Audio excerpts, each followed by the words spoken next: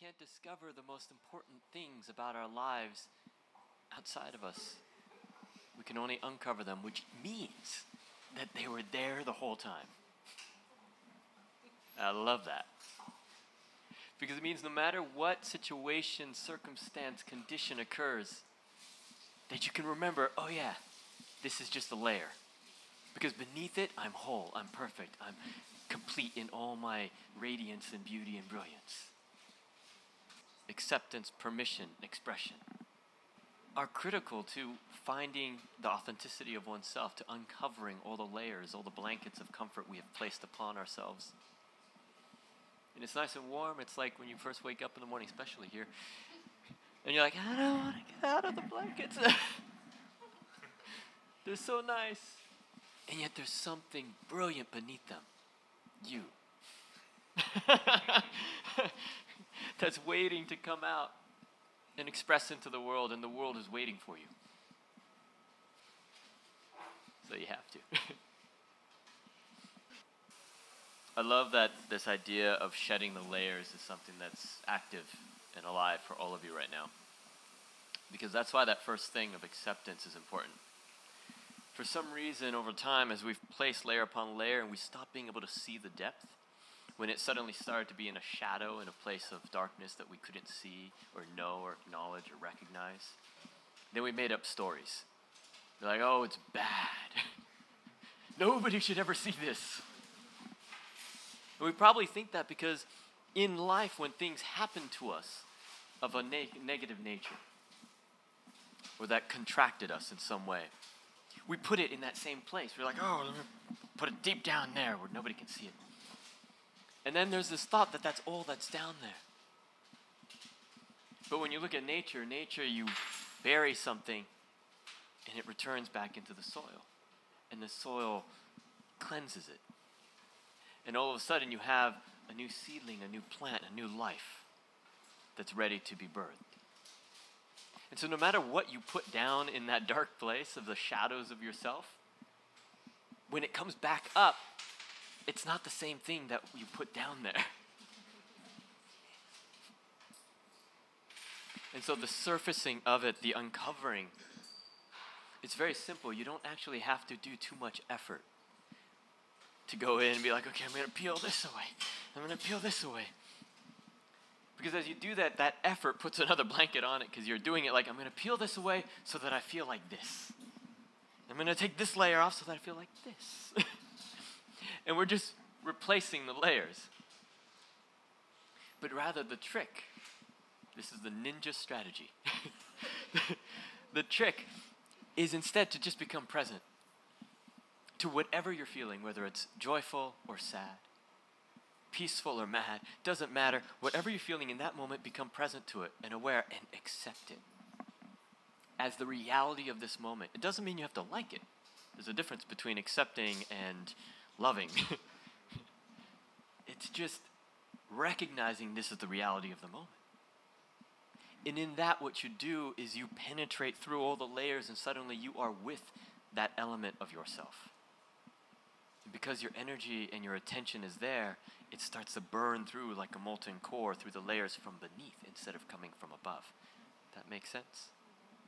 So instead of trying to get through these depths of layers, you're already at the core of who you are and you're shining up. That's the same way the seed does, right? It shines up and out. I like to think of it like acceptance is your home address. It says, okay, here is where I'm starting. So many of us are in the world running races and we don't know where we began. So how do we know where we're going to end? We're just going in circles. And so you have to have a recognition of where you're at now and a full acceptance of it. That's how you know your start point so that you can take a step forward. I love this example. I shared in most of my talks that it's like you go on Amazon.com. Have you guys ever bought a book off of Amazon? Have you looked at Amazon? So, you go on Amazon and you go there with an intention. You want something. Maybe it's a self-help book. Maybe it's something to help you find that inner guide or that self-discovery. And so you go searching through Amazon And you find the perfect book. It says, Who Are You by Rodolfo Young.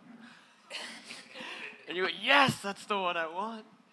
And so you go to the billing page and you're happy to put in the payment information because you know it takes some energy, whether that's monetary or physical or just your attention. That to grow takes that. So you're happy to put that in.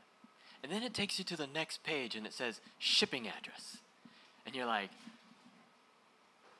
because you don't know, because you haven't accepted where you're at, you're so busy trying to get somewhere else. And so there is no home address, no shipping address, and all the resources in life that want to come to your doorstep don't know where to go. Acceptance.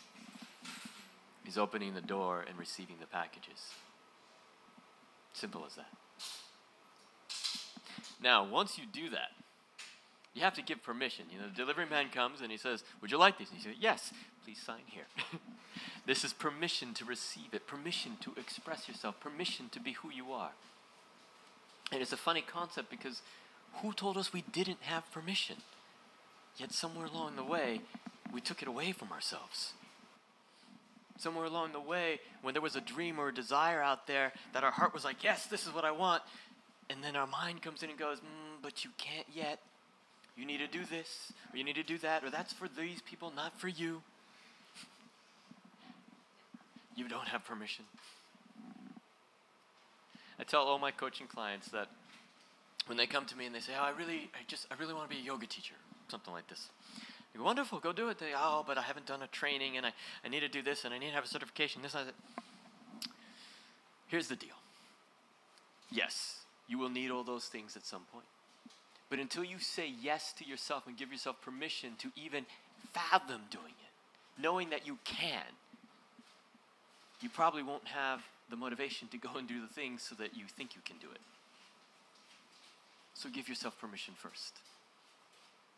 Regardless of what resources, education, time, age, experience, whatever the excuse is, put that aside and say, I give myself permission.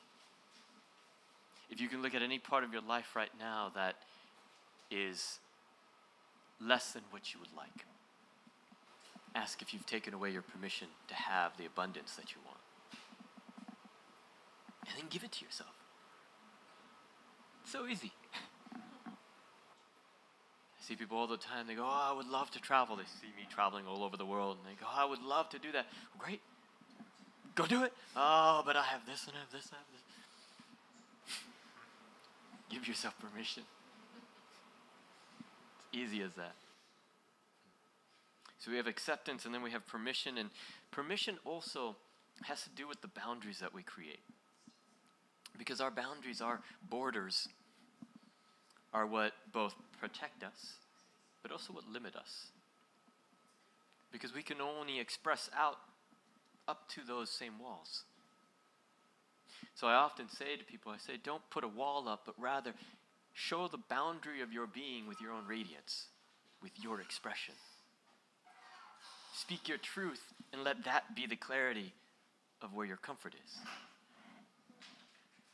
Because all too often when we place these walls up, it means we've put a percentage of our energy into the wall, into the protection.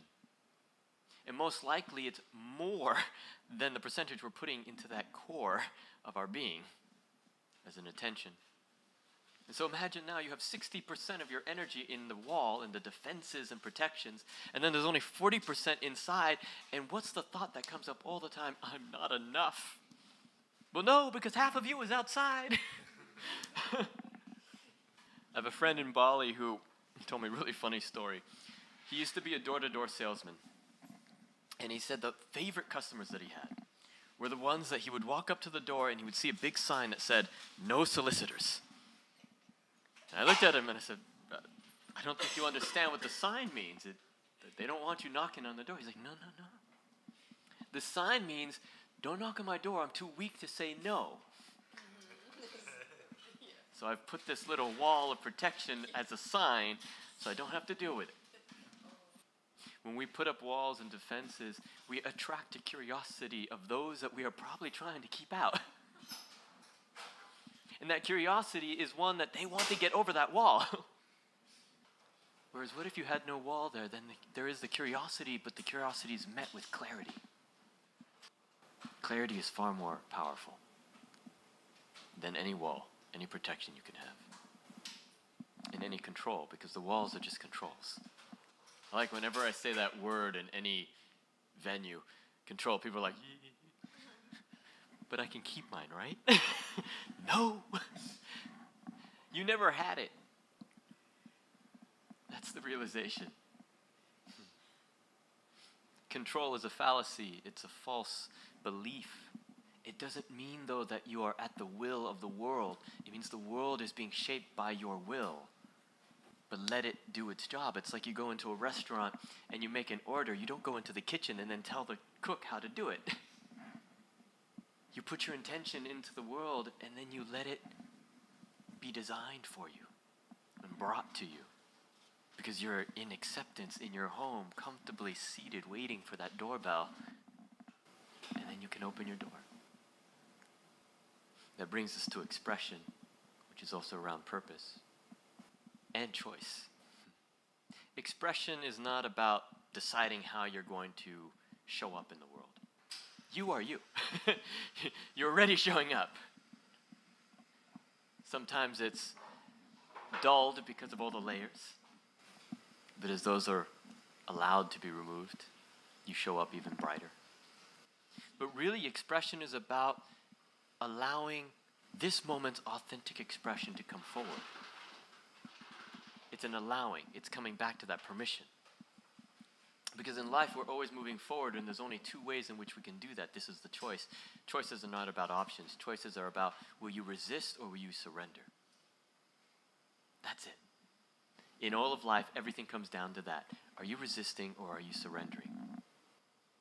Because we make that order, and then we resist it.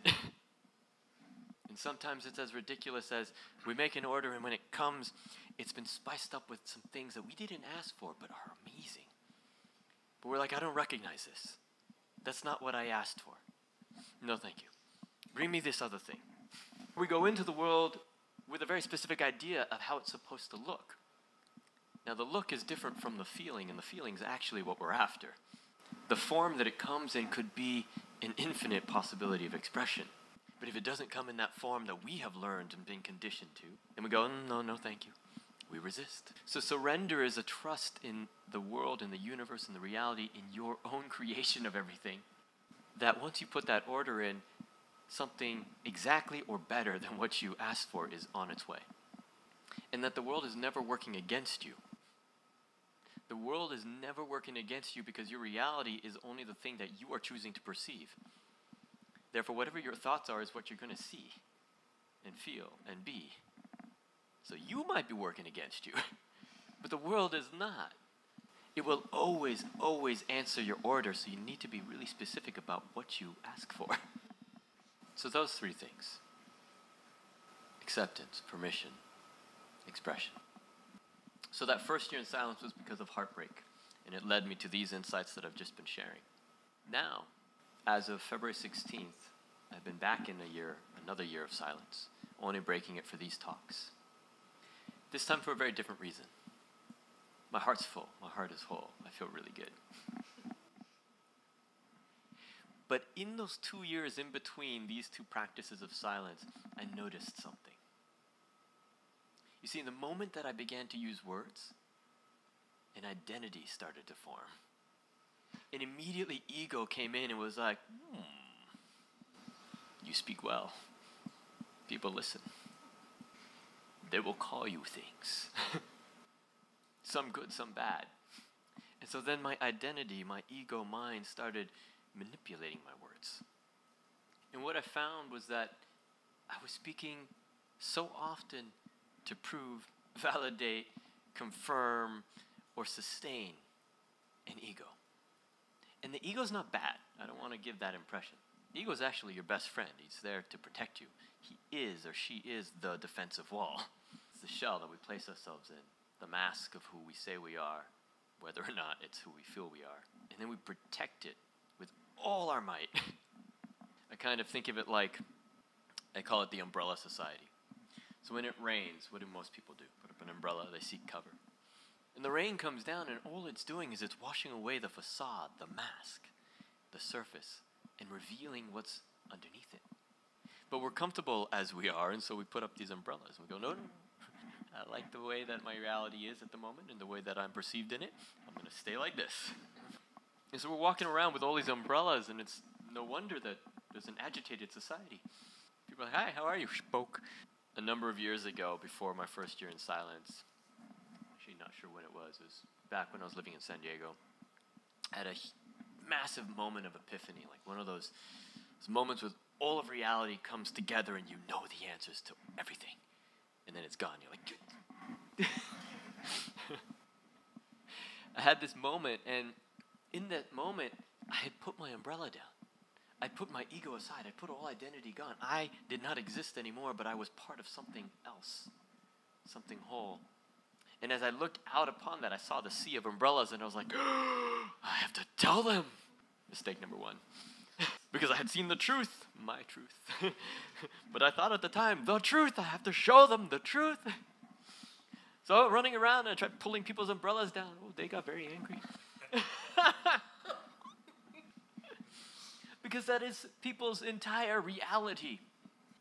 Because you see, when it comes to the ego, it's kind of like if you took a cup and you start pouring water into it, and as that water went in, it's all the conditioning experiences, history, stories, past, baggage, everything, emotion that you've ever had.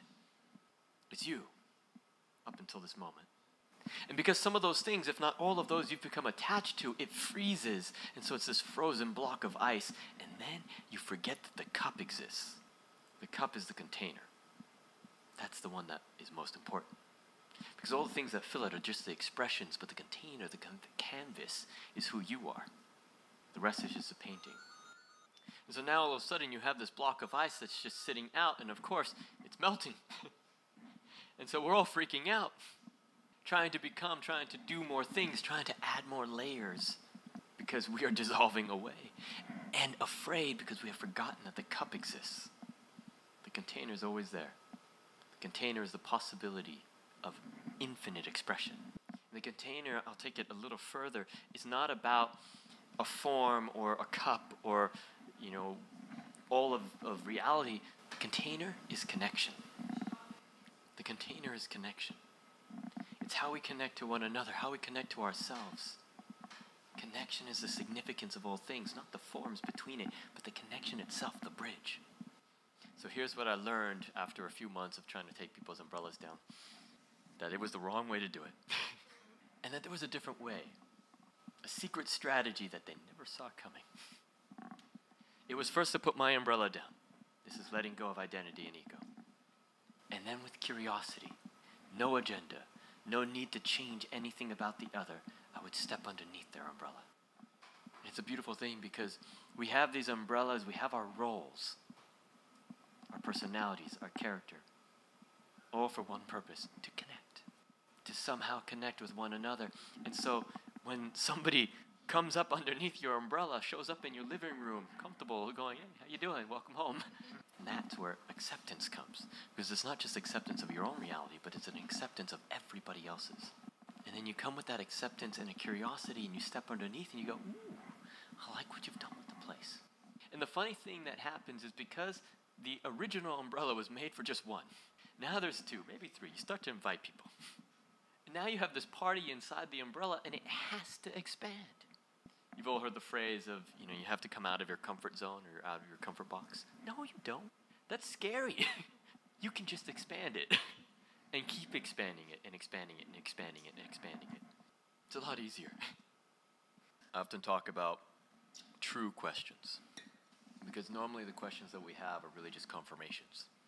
We have a question and we have a certain set of answers and we say, okay, I'm going to ask and see which answer he says. That's a confirmation. Whereas the true question is an inquiry that seeks no answer. It's just a question to move deeper into something. It's asked out of curiosity and interest, not out of conclusion.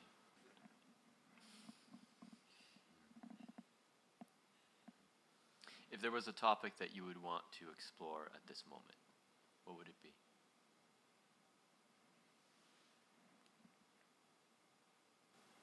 Maybe something that's been going on in your life. that you're afraid to say?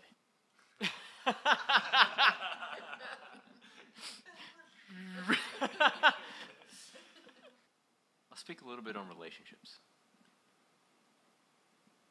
Relationships are interesting because we always have to begin with the one that we have to ourselves, right? For me, I always practice a practice of radical honesty in every relationship. And that means I have to be really radically honest with myself as to what my motives are, my intentions, why I communicate one thing and maybe not another thing. And in that radical honesty, there's a clarity that comes up. And in that clarity, then there can also be a vulnerability. It's all too often that either we're unclear or we're not being vulnerable when we communicate within our relationships, both to ourselves and to other people. And because of that, they don't get the message, and we're like, why aren't you listening? They are. You're just not expressing clearly. And so we have to really find that radically honest, vulnerable expression that wants to come forward. And I'll tell you the secret to it. It's going to be the one that risks everything. Yeah, you have to be vulnerable. And vulnerability is not the idea of being harmed. So often that's what the word is associated with. Vulnerability is the opening of wounds that have already occurred. That's why we're vulnerable in them, because we learned in some past that hurt. And so that's the only reason we think, oh, it might hurt again. So vulnerability is the reopening of an old wound. And I read something in an Osho book that was beautiful. It said, wounds can only heal when opened. Otherwise, they're just getting infected underneath all our bandages. And so in that vulnerability, we express to ourselves or to the other the thing that we most fear, the thing that is actually hurting. Because it's really easy to try to describe it from the mind. It's kind of like when you're telling your partner that thing that really hurt, and you're like, well, look, it really hurt me. And you have this completely emotionless face. And they're going, yeah, I don't see that. Because you're not being vulnerable. You're up in your head. You're explaining what it is instead of feeling what it is. And if you can't feel it, how could another ever feel it and therefore see you in it? Vulnerability is a really powerful, powerful thing. I always like to call it your vulnerable strength instead of your weakness. Because when you speak with vulnerability, you also give absolutely no space for argument. Because you are sharing your truth, your deepest truth. And so the other can only see it. They don't have to agree with it, but they have to see, wow, that is their truth. And then there's an automatic respect for that and honoring. So when it comes to relationship, that's one of the first keys, is knowing that communication, the ability to honestly share what's going on from a vulnerable space, and to set the container for that within the relation. Very important. Often we think love is what brings us together into relationships. Love is always there, whether you're in relationship or you're not in relationship. It's there, so you can use it as an excuse, but it's there either way. And love is not something that can be exchanged anyway. How many here are guilty of that fallacy of like, oh, I will give you love and you will give me love and we will be happy? The moment you make it a possession that can be given or received, it can also be lost. But love is a vibration, it's a frequency, it's a state of being, it's a recognition of yourself within the other and them within you. That sense of love, fulfillment, authenticity, and wholeness within ourselves, when we tap into it and express it, when we give ourselves permission to express it in that way, we give the other permission to feel it within themselves. Now, the mistake is that they think that you gave it to them. You just gave them permission by doing it. Big difference. I love in Bali and a little bit in my travels, even just now as I was walking over here from the bus station, I do dance walking. And so I put some earphones in, and now I've got all my bags, so it's kind of funny. It's funny anyway, but I put my earphones in. Nobody can hear the music, so they don't know what I'm dancing to, but they see me.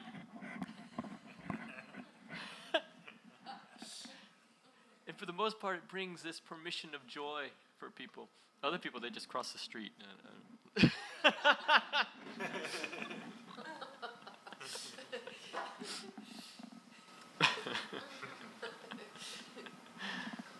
So relationship is also about how we take that acceptance of ourselves, that permission we give ourselves, and we allow others to do the same. And it's not by going to them being like, I accept you, I give you permission. They'll be like, all right.